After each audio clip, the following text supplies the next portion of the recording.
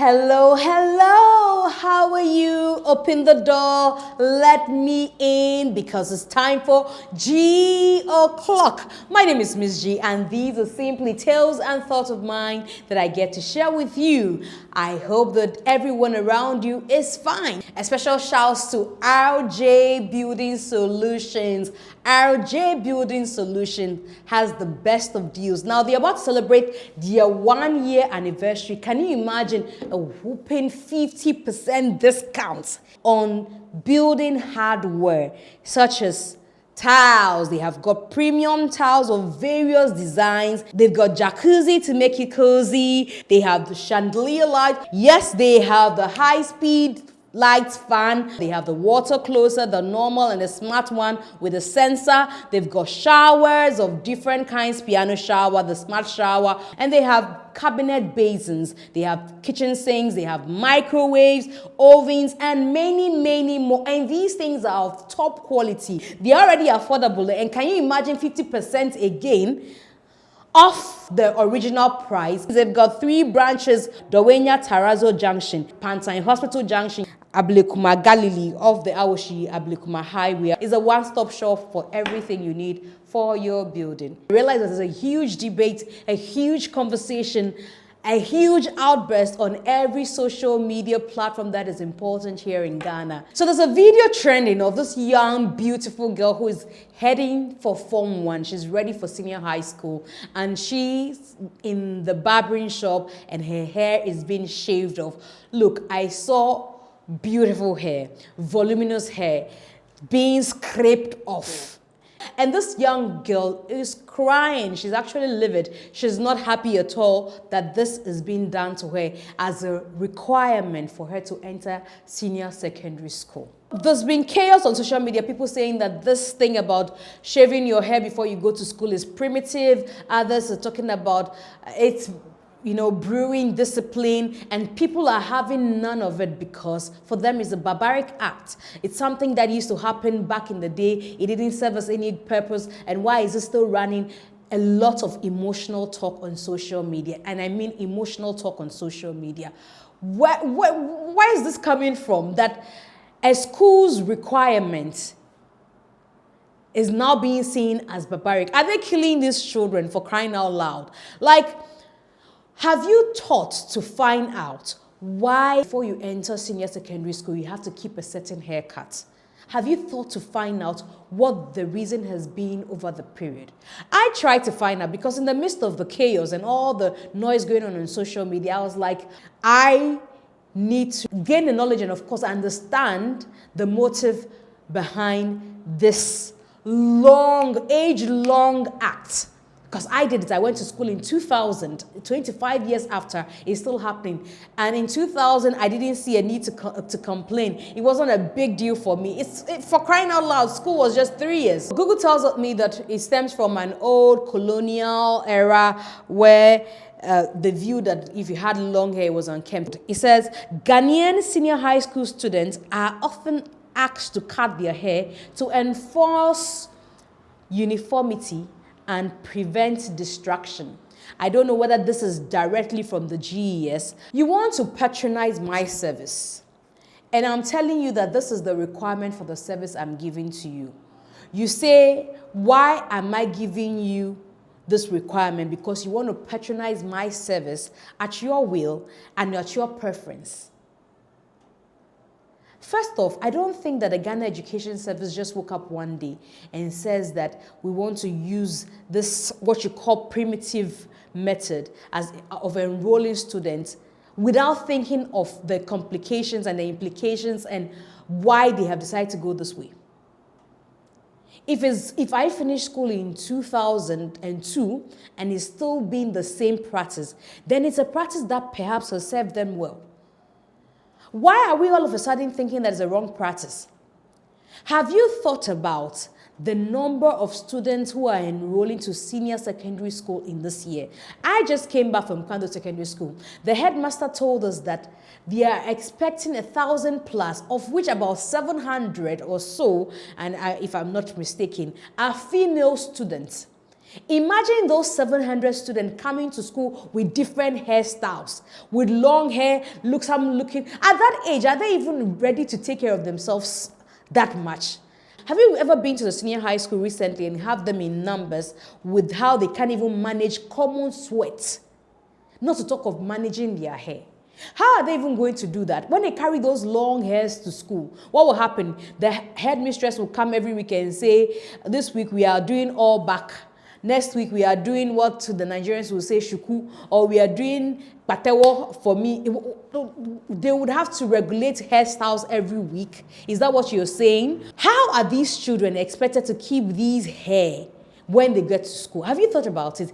Even if there were 300 females, 500 of them, how are we supposed to regulate hairstyle? Now, headmistress, that we are, oh, this is the hairstyle for the week. Where are they going to braid these hair? Because most of them are in the boarding house. So we should set up salons all over. As I say, in schools, the schools that are crying for land, schools that are looking for people to put up buildings to make dormitory, people are sleeping on the floor. People don't have where to even have their meals because dining halls have got to be regulated. A first batch will go in and that batch will go in later because the numbers have become huge and they can't contain them. You are thinking of hairstyle. Headmistress should add that one to her problem, or the house mistress should add that one to her problem and gather all the girls one day and say, this week we are going for this hairstyle. Can you imagine if there were even 200 of them, even 100 of them? How many braiders, if they say they should braid, how many braiders can we have at a go for them? Where is the space? How many minutes will they spend braiding one person's hair? And then one person will honestly say, I couldn't braid my hair this week because I was in a queue for a long time.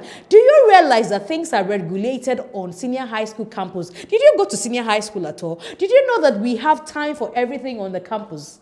Time no cry and sunyeng. You wake up, go for dawn sweeping, you come back, take your bath, go for class, have breakfast. After breakfast, you go back to class to learn. There's a break, I think there's another break, then there's final break. School closes, you go for lunch. After lunch, you go to your dormitories, go and relax a bit, get ready for preps. You know, things are regulated. Already, people are crying that the children are being bombarded with too many things to read, too many things to learn. And you are asking them to have time to go and sit down and braid their hair. Can you imagine the chaos of somebody's hairstyle blocking somebody else if it is not well regulated? Somebody has long, like this lady with the voluminous hair, and they've carried their hair pony, and then they're sitting in class, and somebody's sitting behind them and can't see the board. And that's also become a problem. And now there's a concern about somebody's hair looking better than somebody's hair, and this one's hair. Like, have we thought of the implications of allowing children to carry their hair to school? Let's stop the emotional gimmick that we are playing there. And this is barbaric. This is primitive. Okay, the argument is that, oh, because it's what about us that didn't braid our hair when we were in school? How did we do well? Or what was our grades? So if your argument is that we didn't braid our hair, but yes, we didn't make the grades, how are you sure that these ones that are going to braid their hair will make the grades?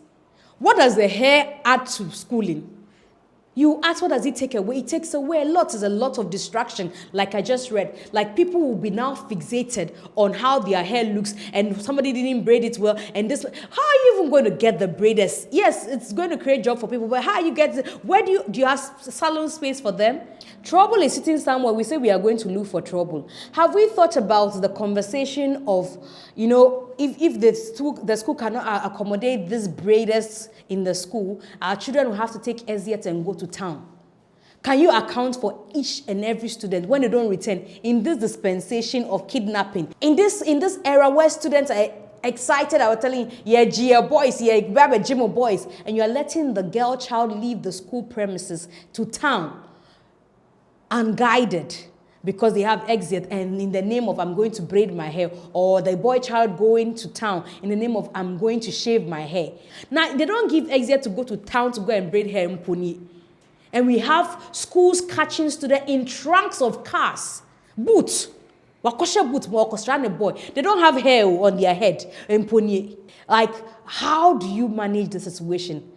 Or are we now going to start having conversation over, oh, they are ripping our children off. The braiders are taking 20 cedis instead of 10 cedis. There are many children, and the braider braided this one's hair nicely, and they are using the same comb on our children. My child went to school without dandruff. They came back home with dandruff. My child went to school with their hair looking like this. The hair has become like this. Like, are we ready for that conversation? Are we ready to, take on the baggage that comes with these things?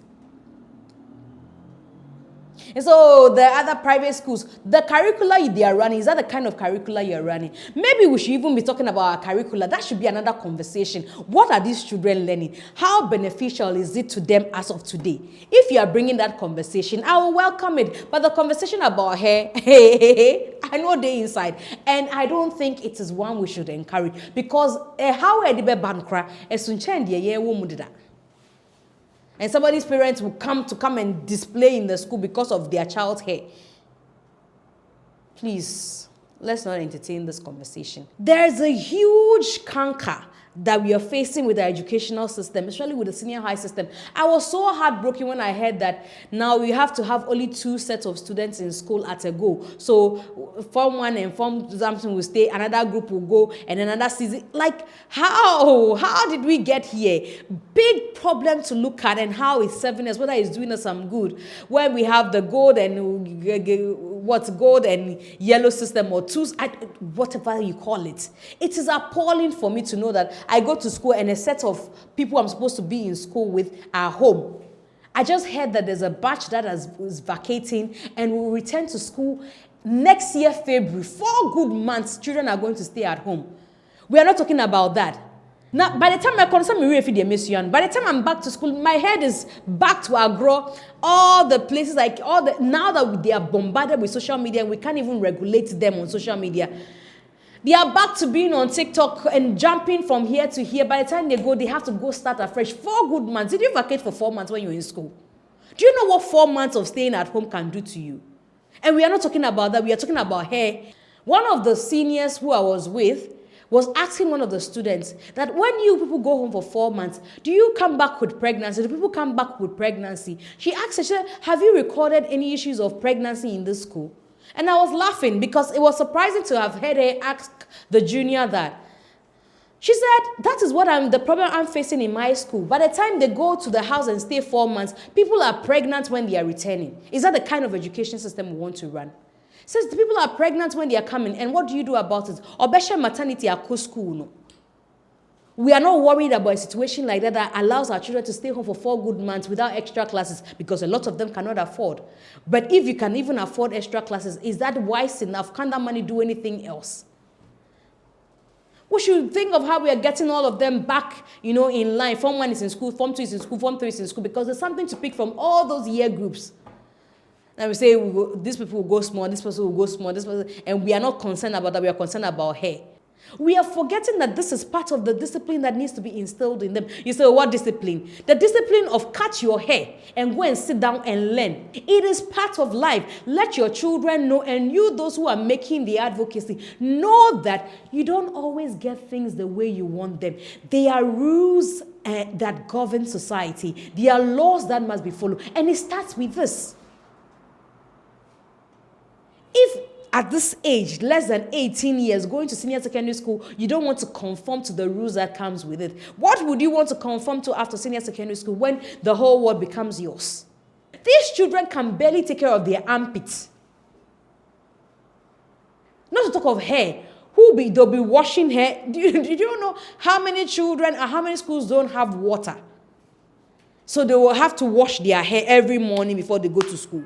Or what? Or when it's smelling, what will happen? Like, I don't know what the emotions about this hair. If she doesn't carry hair to school, what will happen? She won't go to the school. You said they are asking, what about the private school? They are private schools. That's how we said. Teachers should not touch our children, which I also agree to a certain extent. Because when I was in GSS, some teacher flogged me. I went to the house. Well, that was in Nigeria at that time. I had to wait for my mother to come back from her trip before she carried me back to school, because those canes were too much for my age. So I agree partly. But you see, we've gotten to the point where teachers are also now afraid because no teacher to touch my child. And we are seeing an incident of a student killing another student. And the teachers are looking aloof because no teacher should touch our child. I am not condoning caning children in any way, but since we put out that abolishment, have you reviewed it to see whether it's done as good than evil? What empowerment are we giving the teacher over the students? I saw a video that made me sad of a student standing up to their teacher because the road is clear. The teacher cannot do anything. You cannot touch me. If you touch me, society will come for you. GES will come for you. Whatever will come for you. Have we done ourselves some good with these policies we are putting out there? What is the other way of punishment that will instill discipline in the child? Have we reviewed that? We are excited. No teacher is touching our child, and no teacher will beat my child. Now, for offenses that they could have given your children lashes or just suspended them, they are sending them home. Now, the motto for a lot of secondary school is that you will go home to your parents because we cannot contain you. That's what you prefer. Let's put this energy we are putting into this hair matter into the kind of educational system we are running. It would do us some good. I was in Pando Secondary School over the weekend, and I want to first say kudos to the 2000-year group who are celebrating their 25th anniversary. 100 chairs, 50 tables, 300 pantry bowls. Those were the things that they gave to the school as part of the contribution. Whoever brought this 25th anniversary, 20th anniversary, going back to your school to undergo a project has done a lot of senior secondary schools well. Please, if your child has a problem cropping their hair and the school's dictate says so, please, if you cannot allow them stay in that school, let them go elsewhere. And that will be it for today's episode of Geo Clock. Remember, these are simply thoughts and tales of mine. Bye.